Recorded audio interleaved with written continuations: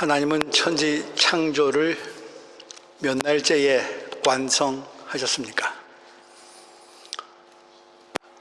마지막 날 만드신 것이 사람이죠. 그래서 우리 흔히 6일 동안 하나님께서 세상을 지으셨다, 그렇게 말씀을 통해서 배우고 또 기억하곤 합니다. 그런데 조금 더 우리가 말씀을 바르게 읽으면 엿새 뒤에 또 한 날이 있습니다. 여섯째 날에 이루어진 인간 창조, 하나님의 형상을 닮아서 지음받은 인간, 하나님의 천지 창조 과정 중에 가장 정점, 최고점을 차지하고 있지만 성경은 그것으로 창조가 완성되었다거나 창조의 최종 목적은 아니라고 증언하고 있습니다. 오늘 본문 1절 말씀, 하나님은 하늘과 땅과 그 가운데 있는 것을, 모든 것을 다 이루셨다. 하나님은 하시던 일을 엿새 날까지 다 마치시고 쉼표하고 그 다음 일이 이어집니다. 일의 날에는 하시던 모든 일에서 손을 떼고 쉬셨다. 하나님의 쉼, 그 뒤에 천지 창조는 품끝을, 마침표를 찍습니다. 천지 창조는 6일째가 아니라 7일째 완성되었습니다.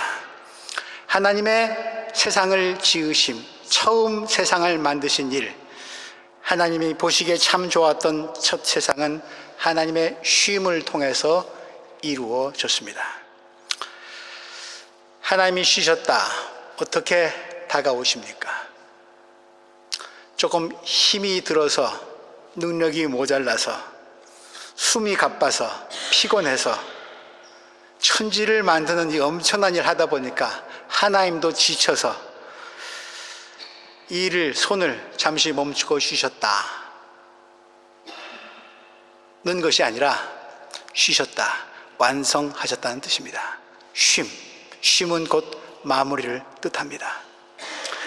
3절 말씀에서 계속됩니다. 이른 날에 하나님이 창조하신 모든 일에서 손을 떼고 쉬셨으므로 하나님은 그 날을 복되게 하시고 거룩하게 하셨다. 7번째 날은 앞에 6날 동안과 좀 분리됩니다. 다른 성격이 있습니다. 쉼이 있는 날입니다. 좀 더 적극적으로 말하자면 쉼도 만드셨습니다. 창조는 쉼에서 마무리됩니다. 쉼을 통해서 이 날은 복된 날이 되고 거룩한 시간이 되었습니다. 쉼, 복과 거룩으로 가는 길입니다. 쉼에 대해서 생각해 봅니다. 많은 교회 입구에 이 유명한 구절이 걸려 있습니다. 수고하고 무거운 짐진 자들아 다 내게로 오라. 내가 너희를 편히 쉬게 하겠다. 예수를 믿든 안 믿든, 교회를 다니든 안 다니든, 교회 문 앞에 간판에 써 있는 그 글씨를 보고 읽는 사람들은 왠지 마음이 끌립니다. 쉼, 삶 가운데 쉼이 얼마나 우린 있는가요? 몇 년 전 일입니다만 한국의 대통령 선거 때 대통령 후보로 나온 한 분이 쉼이 있는 저녁이라고 하는 캐치프레이즈를 내걸었습니다. 굉장히 식상하고 요란한 정치 구호가 무수하게 많이 내어 붙었습니다만 쉼이 있는 저녁, 아주 신선하고 매력적으로 다가왔습니다. 독일에는 스트레스 방지법이라고 하는 법안이 있는 것으로 압니다. 퇴근 후 독일 분들 아주 근무 시간 정확하게 지키기로 유명하지요. 퇴근 후의 시간 방해받지 않고 싶습니다. 직장 상사로부터 고객으로부터. 그래서 모든 연락처도 다 자동 응답기로 전환되고 이메일 계정도 차단된다고 합니다. 스트레스 방지법. 선진국 사람들이 휴가를 활용하는 것을 보면, 쉬는 날을 활용하는 것을 보면 참 보고 배울 만한 점도 꽤 있습니다. 요즘 우리 한국에도 그런 바람이 불어오고 있습니다. 쉬는 날, 주 5일 근무제가 벌써부터 실시되고 있고, 요즘은 칼퇴근해서 퇴근 시간 꼭 정확히 지키고 자기 시간을 가지려 합니다.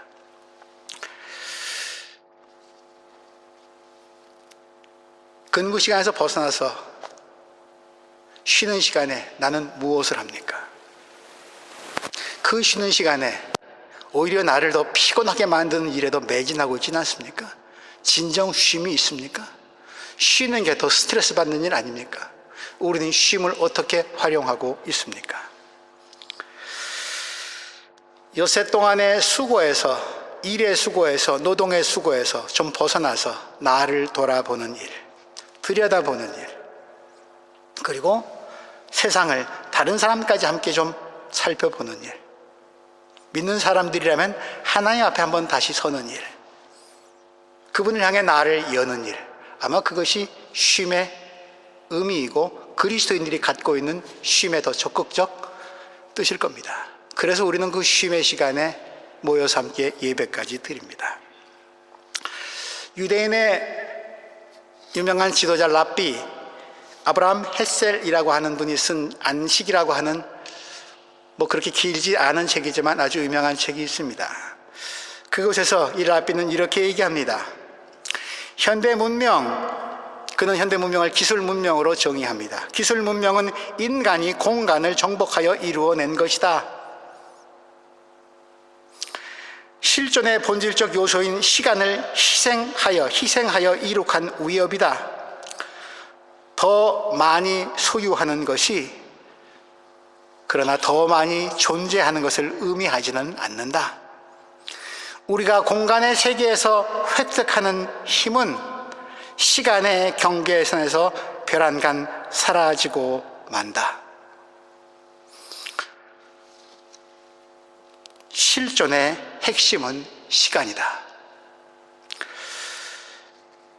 굉장히 의미 있는 울림으로 다가왔습니다. 공간을 채우려는 일, 그것이 물질이든 돈이든 업적이든 보이는 것에 사로잡혀서 공간을 가득 채우고 그것을 느끼고 향유하고 자랑하려는 현대인들의 정신세계, 심지어 그 일을 위해서 기념비까지 세웁니다. 잊혀지지 아니하도록. 현대 기술 문명, 공간을 보면 다 보입니다.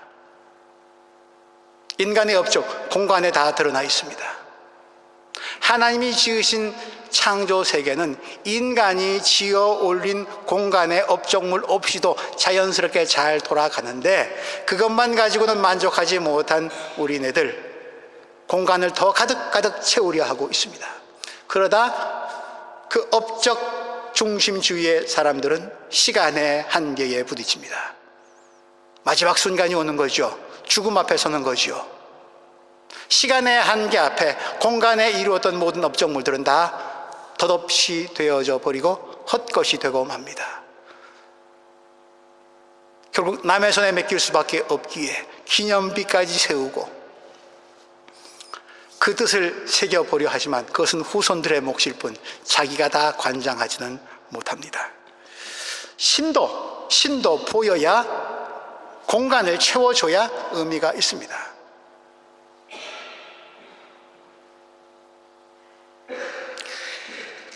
천국 갔다 왔다고 하는 사람들, 가서 보고 왔다는 사람들, 그런 증언자들이 있으면 천국을 우린 조금 더 확신하곤 합니다. 예수, 보이지 않는 예수, 주님 어떻게 믿습니까? 내가 재림 예수다 라고 등장하는 희한한 사람을 만나면 아주 비상식적으로, 몰상식적으로 그를 줬습니다. 그가 하나님이기 때문에 어떤 일을 벌여도, 해괴망측한 일을 벌여도, 반인륜 폐륜적인 일을 벌여도 보이는 하나님이 하시는 일이니까 내가 판단해서는 안 되지 하면서 유보하고 맙니다. 우리는 공간을 채우려는 욕망 때문에 하나님이 주신 선한 양심과 올바른 판단력, 어떨 때는 다 분별력 없이 잃고 맙니다. 공간을 채우는 기술, 놀랍게 증가했지만 우리 집안에도 그렇고 거리에도 그렇고 세상에도 그렇고 뭔가 가득 채우려는 기술이 참 놀랍게 증가했지만 그러나 삶은 어쩝니까? 공간이 아니라 시간인걸. 여러분들은 시간을 무엇으로 채우고 계십니까? 공간을 정복하려는 인간의 욕망은 성경이 증언하는 하나님의 위임, 수탁, 명령, 창세기 1장 28절을 오용하는 데서 비롯됐습니다. 창세기 1장 28절에는 이런 말씀이 있습니다. 하나님이 그들에게 복을 베푸셨다. 하나님이 그들에게 말씀하시기를 생육하고 번성하여 땅에 충만해라. 땅을 정복해라. 바다와 고기와 공중의 새와 땅 위에 살아 움직이는 모든 생물을 다스리려라. 생육, 번성, 정복, 충만, 다스림. 이 권리를 잠시 주셨는데 보시기 좋은 세상 잘 보존하라고, 그 창조의 질서를 잘 보존하라고 그 파수꾼으로 우리를 세웠는데 우리는 하나님을 대신한 창조주의 역할을 해보려고 바벨탑도 세우고 온 세상에 인간의 욕망의 그림자를 드리우고 말았습니다. 그 오용의 결과를 우리는 생태계의 파괴라고 하는 오늘날 고스란히 그 대가를 톡톡하게 치르고 있습니다. 후손에게서 빌려온 세상, 세계라고 하는 이 지구를 이젠 더 이상 후손에게 부끄러워서 물려줄 가치조차 없는 것으로 망가뜨려 가고 있습니다. 우리의 공간에 대한 욕심 때문입니다. 시간에 대해서 조금만 좀 신경 썼더라면, 그렇게 보면 창세기 첫 장, 성경의 첫 장 첫 절, 하나님이 천지를 창조하셨다. 그 창조하신 때 어둠이 깊고 흑암이 깊고 하나님의 신이 수면 위에 깊음 위에 운행하셨다. 그리고 빛이 있으라 하시니 빛이 있었다 라는 말씀은 이렇게도 들려옵니다. 하나님이 무시간, 무공간 속에 시간을 창조하셨다. 그 시간의 창조가 빛으로부터 시작됐다. 그 빛이 있게 됨으로써 공간의 질서가 생겼다. 그러므로 시간의 창조, 시간의 주이신 하나님께 우리의 주의를 돌리도록 성경은 첫 장 첫 절에서부터 얘기하고 있습니다. 태초, 언제가 태초입니까? 우리가 측량할 수 없는 시간 단위, 그게 그분 거라고 고백하는 게 성경 아닙니까? 그러므로 공간을 채우기 위해서 애쓰는 세상과 사람들 사이에 우리 그리스도인들, 공간이 무엇에 의해서 훼손되고 더럽혀지고 있는지, 무의미하게 무너져가고 있는지, 그 주범인 기술 문명을 반성하고 거기에 저항하는 일, 오늘 쉼의 시간을 통해서 우리가 해야 할 일입니다. 쉬어라, 돌아봐라. 너희들이 이룩한 공간의 업적이 무엇인지 하나님이 쉬라고 명령하신 이유입니다. 헤셀은 그의 책에서 또 이런 구절을 우리에게 들려줍니다. 안식일, 자유를 위해 떼어놓는 한 주의 한 날이다. 곧잘 파괴의 무기로 둔갑하는 도구들을 사용하지 않는 날이다. 자신을 돌아보는 날이다. 속된 것을 멀리하는 날이다. 형식적인 의무에서 벗어나는 날이다. 기술 문명의 우상들을 숭배하지 않는 날이다. 이익을 얻고자 동료 인간 및 자연 세력과 싸우다가 휴전하는 날이다. 그날이 바로 안식일이다. 생각해보자. 안식일만큼 인간의 진정한 진보에 큰 희망을 주는 제도가 또 있었던가? 그러면서 그는 인간의 지구의 가장 성가시고 힘든 문제를 푸는 해법은 기술 문명을 포기하는 데 있는 것이 아니라 기술 문명으로부터 어느 정도의 독립성을 획득하는 데 있다고 일갈합니다. 그 독립하는 날, 그날이 엿새 중에 7일 중에 하루, 안식일이란 얘기입니다. 쉼에는 그런 기쁜 뜻이 담겨 있습니다.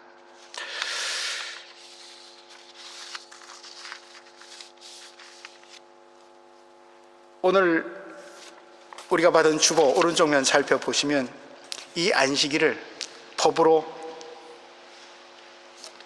제도적으로 만들어 놓고 있습니다. 안식일을 기억하여 그날을 거룩하게 지켜라. 모세가 받은 율법입니다. 또 신명기서에도 이렇게 반복되고 있죠. 신명기 5장 12절 너희들 안식일을 거룩하게 지켜라.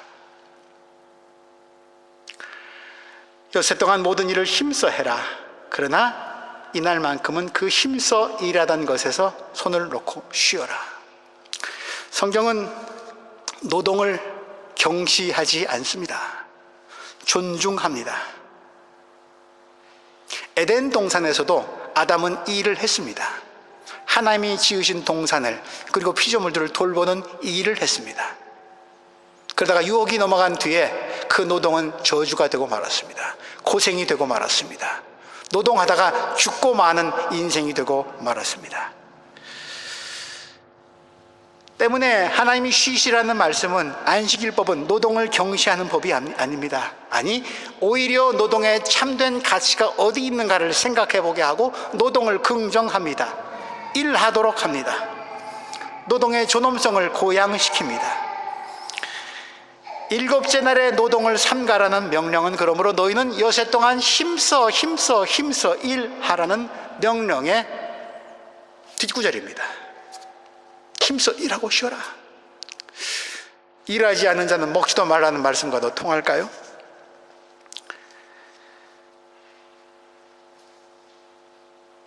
이 하나님의 명령을 잘 지키기 위해서, 철저하게 지키기 위해서 유대인들은 안식일을 하나님이 쉬셨다라는 말씀, 또 안식일을 거룩하게 지켜라는 말씀에 머무르지 않고 나름대로 안식일을 거룩하게 쉰 법을 자기 나름대로 또 만듭니다. 또 제도를 만드는 거죠. 안식일법, 모세로부터 받은 단순한 율법에 덧붙이기를 시작합니다. 안식일법에 이런 것이 있다고 합니다. 안식일날 이를 잡아서, 좀 사람 몸에 달라붙어가지고 간지럽히는 이 있죠.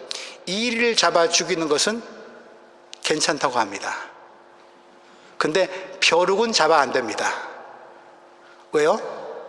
이는 기어댕기니까 노동치고는 좀 약해요. 그 정도 노동은 봐주는 겁니다. 근데 벼룩은 막 뛰지 않습니까? 길길이 뛰는데 이거는 운동량이 많아요. 그래서 그런 놈을 잡는 건 나도 운동을 많이 해야 되기 때문에 이 잡는 것까지는 허락, 그러나 벼룩은 잡지 못해. 이스라엘 사람들은, 제가 이스라엘 유대인들을 비난하고자 하는 것은 아닙니다. 안식일 법을 지금 얘기하는 겁니다. 안식일에는 쉬어야 되기 때문에 높은 빌딩, 엘리베이터, 모든 것을 자동으로 만들어 놓습니다. 엘리베이터 버튼을 누르는 것도 일하는 것이기 때문에 사람이 쓰면 센서가 감지해 가지고 와서 섭니다. 기계조차도 사람이 일하지 아니하도록 고안해서 만들어 놓는다고 그래요. 제가 지난달에 이스라엘에 잠깐 다녀왔는데 안식일 날 저희들이 머물렀던 숙소 데스크가, 프론트가 다 철수를 합니다. 병풍으로 다 막아 놓습니다. 특별한 VIP 손님들만 받는지 일반 고객들과는 상담도 하지 않습니다. 그런데 웬걸 유대인 가족들이 식사를 하러 옵니다. 아주 좀 있어 보이는 다 가족들입니다. 즐겁게 식사를 합니다. 본인들이 주방에 가서 요리를 지어서 할 일은 만무하겠죠. 일하면 안 되니까. 걸어도 될 만한 거리에 있는 호텔에 와서 식사를 즐깁니다. 그들에게 봉사하는 종업원들이 있습니다. 나는 쉬고 시간을 거룩하게 하고, 그 거룩하게 하는데 방해되는 공간, 그 공간의 사람들, 그들은 무엇을 해도 나의 거룩을 보존시켜주고 유지시켜주는 도구로 전락하고 맙니다. 그 법이 지금, 안식일법이 오늘 여러분들 받으신 주보 오른쪽면 아모스 시대에도 이렇게 되어 있습니다. 8장 4절 이하죠. 빈궁한 사람을 짓밟고 이 땅에 가난한 사람을 망하게 하는 자들아, 이 말을 들어라. 기껏 한다는 말이 초하루 축제가 언제 지나서 우리가 곡식을 팔 수 있을까? 안식일이 언제 지나서 우리가 밀을 낼 수 있을까? 되는 줄이고 추는 느리면서 가짜 저울로 속이자. 헐값에 가난한 사람들을 사고 신 한 켤레 값으로 빈궁한 사람들을 사자. 찌꺼기 밀까지도 팔아 먹자 하는구나. 안식일법을 애써 지키는데 마음속에는 쉼이 있는 게 아니라 요날 어떻게 빨리 지나가지고 찌끄러기도 다 팔아먹어서 이윤을 남겨야 되는데, 빈궁한 사람들 더 쥐어짜가지고 내 부를 더 증식시켜야 되는데, 사람들 망하게 하는 궁리를 하는 그런 쉼의 날로 변질시켜버리고 타락시켜버리고 말았습니다. 그래서 하나님이 아모스 예언자를 통해서 이렇게 선언하십니다. 나는 너희들이 벌이는 절기 행사가 정말 싫다. 안식일법 정말 싫어. 내가 언제 안식일 그렇게 지키라고 했니? 너희가 성회로 모여도 안식일날 예배 드린다고? 나도 도무지 기쁘지 않아. 너희 마음속이 다 보이는데 너희는 다만 공의가 물처럼 흐르게 하고 정의가 마르지 않은 강처럼 흐르게 하여라. 안식일을 타락시킨 그들에게 예언자를 통해서 하나님이 주시는 준엄한 저주의 선언입니다. 왜곡된 안식일, 타락해버린 안식일법, 스스로 갱신하지 못하니까 하나님은 비상수단을 쓰십니다. 모든 날 시간의 주인이신 하나님이 직접 몸을 입고 오십니다. 예수 그리스도이시죠. 그분이 오셔서 하신 일이 오늘 주보 마지막 구절입니다. 예수께서 그들에게 말씀하셨다. 안식일이 사람을 위해 생긴 것이지 사람이 안식을 위해 생긴 게 아니다. 그러므로 인자는 또한 안식일에도 주인이다. 사람이, 생명이 안식일의 주인이고 생명이 생명값을 하도록 돌이키고 그 일을 돕는 날, 그날이 안식일이란 말이죠. 그 일을 위해서 예수님은 안식일에 제자들이 미리삭을 까부르는 일, 바리새인들이 시비를 걸었지만 다윗의 일행이 했던 일을 말씀하시면서 살리는 날이지 죽이는 날이 아니지 않냐. 안식일에 병자를 고치시면서 선한 일을 하라고 주신 시간이 안식일이지, 아파하는 사람, 병든 사람, 죽어가는 사람을 내팽개치라고 안식일의 시간 주신 거 아니지 않냐. 살리는 날이다. 인자가 안식일의 주인이다. 사람이 안식일을 위해 있는 것이 아니라 안식일 위해 사람을 위해 있다 라고 말씀하시면서 안식일을 살아내는 방법, 모든 날을 안식일처럼 진정한 쉼의 날로 만드는 방법 주께서 알려주십니다. 그리고 그 찌끄레기들, 죄와 악의 찌끄레기들 다 끌어안고 십자가까지 가십니다. 도말시키시려는 것이죠. 생명을 해치려는 모든 어둠의 세력들을 끌어안고 무덤까지 내려가십니다. 그리고 그 죽음의 세력을 이기고 올라오십니다. 부활입니다. 안식일 다음 날 주간 첫날입니다. 안식일이 새롭게 태어났습니다. 새 창조입니다. 그래서 우리는 그날을 주님의 날, 주의 날, 주일이라고 하면서 오늘 주일을 안식일로 지킵니다. 우리 기독교인들이 지키는 주일이 유대교인들이 지키는 토요일과 다른 이유가 결정적으로 거기에 있죠. 주님의 날, 주의 날입니다. 그러므로 이 주의 날은, 이 주일은 본래적 안식일의 정신을 회복하는 날이기도 합니다. 본래적 안식일의 정신이 어떤 것입니까? 다시 출애굽기 말씀, 신명기 말씀으로 돌아갑니다. 주보 오른쪽면 한번 같이 보실 수 있게 바랍니다. 엿새 동안 모든 일을 힘써 하여라, 힘써 하여라. 그리고 쉬어라. 무엇을 돌아보란 얘기입니까? 일할 수 있는 시간과 기회가 있을 동안에 힘써 일하되, 그러나 나의 자녀들아 생각해 보거라. 이 땅에는 쉬고 싶어도 쉬지 못하는 사람들이 많다. 아니, 왜 안식일 날까지 쉬지 못하고 노동해야 하는가? 그들은 일의 기회를 못 얻었기 때문 아닌가? 너 주변을 돌아보아라. 너 열심히 일하면서 너 주위에 일하지 못하는, 일의 기회를 얻지 못하는 사람들을 돌아보거라. 그들과 어떻게 함께 더불어 살 수 있는지를 힘써 일하면서 궁리해보거라. 정치사회학적으로 그것이 복지의 문제일까요? 나눔의 문제일까요? 여러분들에게 힘써 일할 수 있는 능력과 기회와 시간이 주어져 있다면 그런 기회를, 선물을, 은총을 받지 못한 사람들, 힘이 있는데, 능력이 있는데도 불구하고, 내가 먹여 살려야 될 식구들이 있음에도 불구하고 일할 기회를 얻지 못하고 있는, 아침 일찍부터 일자리를 얻은 포도원의 일꾼들 말고 오후 5시에 나가도 일자리가 없어서 자기 일을 시켜준 사람이, 주인을 만나지 못해서 헤매이고 있는 그들을 생각해라. 하나님은 그들에게도 한 데나리온을 주실 것이다. 그런 사회를 좀 만들어 보거라. 함께 힘써서 일하는 사회. 유럽은 이제 주 4일제까지 얘기되고 있습니다.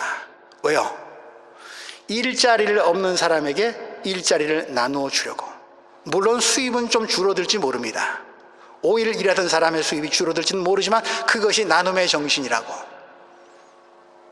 성경을 거들먹거리진 않지만 이들네들 사회 속에 배어 있는, 함께 더불어 사는 사람을 생각하는 정신, 법 속에 곳곳에 스며 있는 것 같습니다.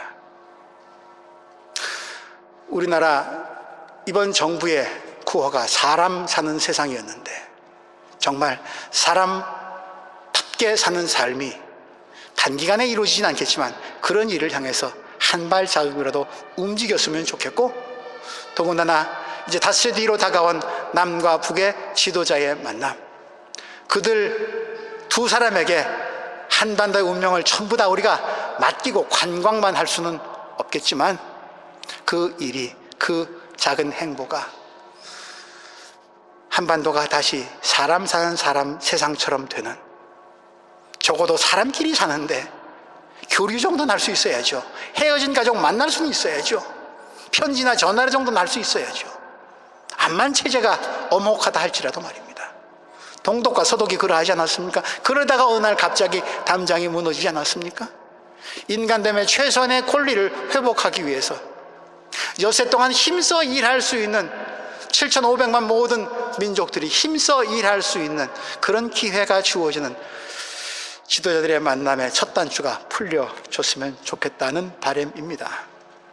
그래서 이후에 구절 계속 있습니다. 10절, 출애굽기 20장 10절 말씀입니다. 그래서 그러나 일의 날은 주 너의 하나님의 안식일이니 너희는 어떤 일도 해서는 안 된다. 일한 뒤에 쉬란 얘기입니다. 일하지 말고 쉬는 것이 아니라 함께 쉬란 얘기입니다. 너희나 너희의 아들이나 딸이나 너희의 남종이나 여종만이 아니라 너희 집짐승이나 너희 집에 머무는 나그네라도 일을 해서는 안 된다. 신명기서 말씀에는 이런 구절이 똑같이 반복되네요. 힘써, 엿새 동안 힘써 일해라. 너나 너의 아들이나 딸이나 너희의 남종이나 여종뿐 아니라 너희의 소나 낙이나 그 밖에 모든 집짐승이나 너희의 집안에 머무는 식객이라도 일을 해서는 안 된다. 너희의 남종이나 여종도 너와 똑같이 쉬게 하여야 한다. 이 얼마나 혁명적인 말씀입니까? 종도 너하고 똑같이 쉴 권리가 있다. 이 권리를 인정하는 주인은 평소에 엿새 동안에 그 종을 어떻게 대하겠습니까?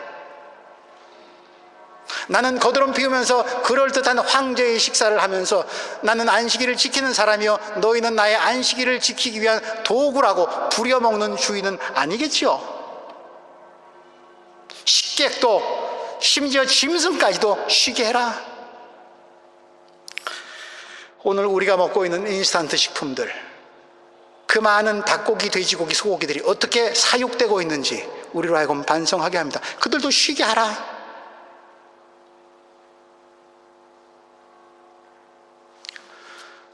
생명의 권리를 타고 태어난 가축들인데, 동물들인데 좁은 우리 안에서 생명권을 박탈당하고 있습니다. 가축도 쉬게 하랍니다. 안식일법은 얼마나 큰 자유의 헌장인지 모릅니다. 인간에게만, 잘 믿는 이스라엘 사람들에게만, 유대인들에게만, 종교인들에게만, 나인 모든 이들에게, 모든 피조물들에게, 심지어 짐승에게까지도 자유를 허락하라. 그들이 자유한지 돌아봐라. 안식일법은 그래서 희년법입니다. 돌아가라. 자유하게 하라.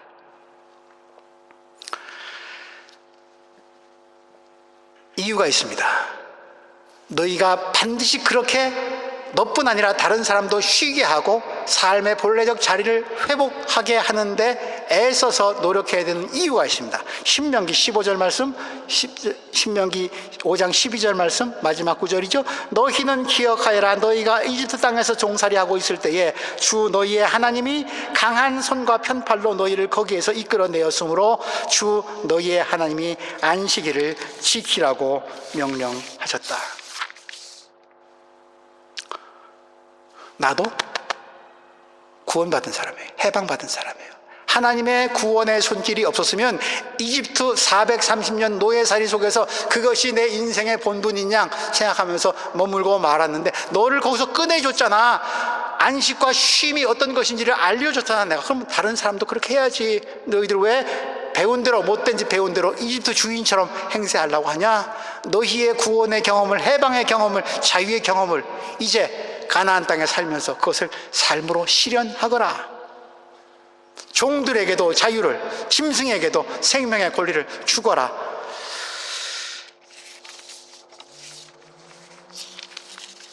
그러므로 안식일은 공간을 지배하는 인간들에게, 시간 앞에서는 두려워 쩔쩔매는 인간들에게 공간과 시간의 참 주인은, 주권은 하나님에게 있음을, 우리가 받은 모든 것은, 시간도 생명도 누리고 있는 모든 것은 다 하나님의 은총의 선물임을 알려주는 법입니다.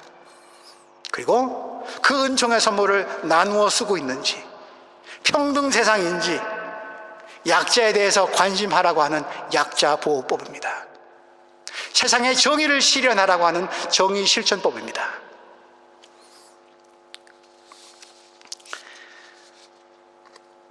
우리가 올해부터 매주일 개회 찬송으로 부르고 있는 지난 1회 동안에 안식일의 의미, 주일의 의미를 굉장히 잘 드러내고 있는 찬송입니다.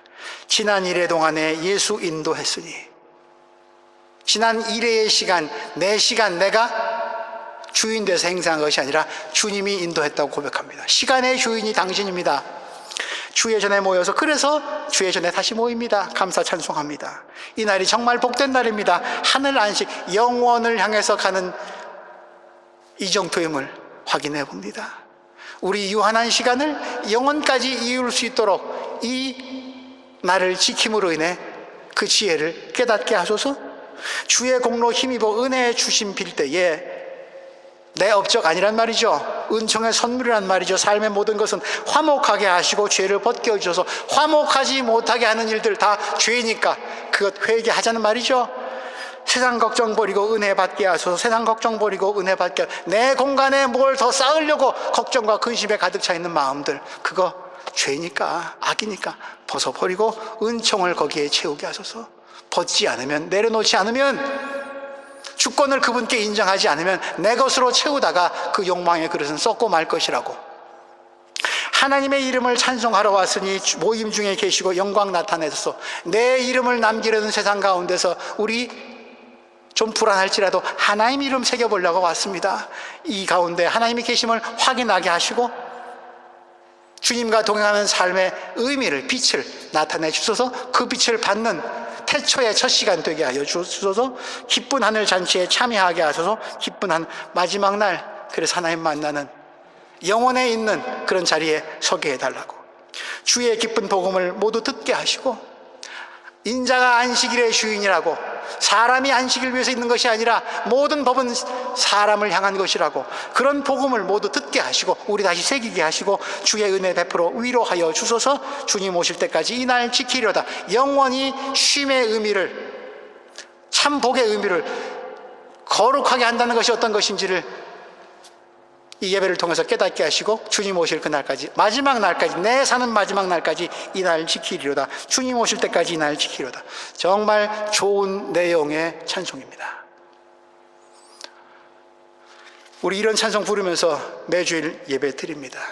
쉼의 자리가 어떠해야 하는지, 안식의 자리가 어떠해야 하는지, 주일의 주인이 누구이신지, 모든 생명의 시간의 주인이 누구이신지를 아는 분들의 모임이 예배입니다. 이런 예배자들은 이런 기도를 하나님의 사람 모세와 함께 드릴 수 있을 것입니다. 시편 91편입니다. 시편 90편입니다. 이거 좋아하시는 분들이 꽤 계시죠? 모세의 기도입니다.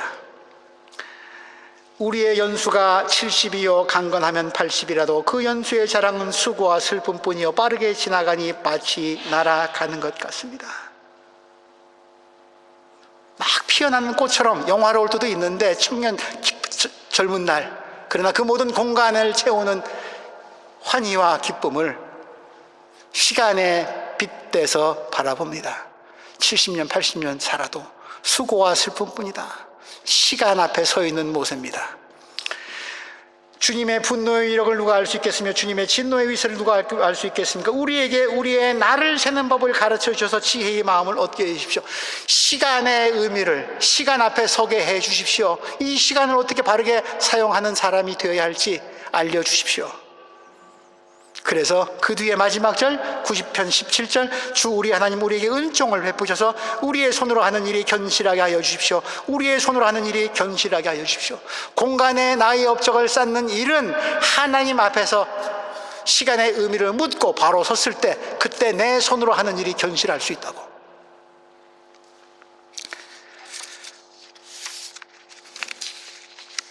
우리 오늘 다시 또 시간 앞에 섭니다. 그리고 참 신비롭게도 이 좋은 날, 이 화창한 날, 참 시간이 아까운 날, 우리는 보이지 않는 분을 그분이 우리의 주권자시라고 인정하고 경배하면서 나뿐 아니라 함께 모여서 이 시간을, 아까운 시간을 쓰고 있습니다.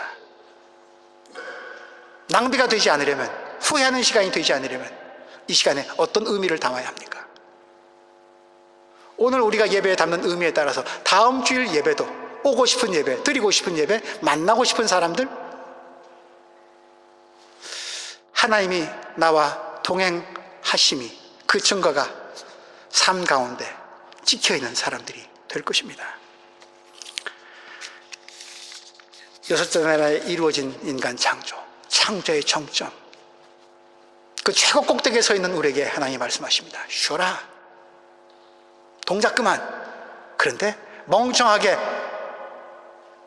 죽은 시체처럼 늘어져 있는 쉼 말고 깨어나라. 너 분주했던 것에서 일손 좀 놓고 돌아봐라. 이웃도 하나님도 세상도 무엇보다 너 자신 안에 무엇이 가득 차 있는지, 그리고 예배하지 못할 것이 있다면 그 우상을 거두어 내거라. 하나님이 천지를 창조하신 날의 이야기, 하늘과 땅을 창조하실 때의 일은 이러하였다. 이러함이 왜 하나님의 쉼으로 마침표가 찍히는지, 우리의 인생의 쉼은 어디서 궁극적으로 얻을 수 있는지, 그 쉼의 그림자를 이 땅에서나마 맛볼 수 있는지 다시 생각하면서 주님 앞에서 바른 삶의 방향을 깨닫는 하늘 백성들 되시기를 주님의 이름으로 기원합니다. 하나님, 쉼이 없습니다. 달려도 성공은 왜 이렇게 먼지, 나보다 높은 자리에 있고 더 많이 가진 사람들은 왜 이렇게 많이 보이는지, 허리띠 졸라매고 쉬지도 못하고 달려도 이루어지지 않는 나의 욕망의 바벨탑은 하나님, 우리의 삶의 모습을 주님이 지키라 하신 주일 안식일날 내려놓고 주 앞에 섭니다. 우리에게 쉼이 없습니다. 하나님, 우리의 날 세는 법을 알려주십시오. 시간 앞에 바로 서게 하여 주옵소서. 시간과 공간의 주인이신 하나님 인정하고 그렇게 살 때에 변화되는 삶을, 다시 태어나는 삶을, 부활의 삶을, 죽어도 다시 사는 삶을 이 땅에서 맛볼 수 있도록 도와주옵소서. 시간의 주인이신 예수 그리스도 이름으로 기도합니다.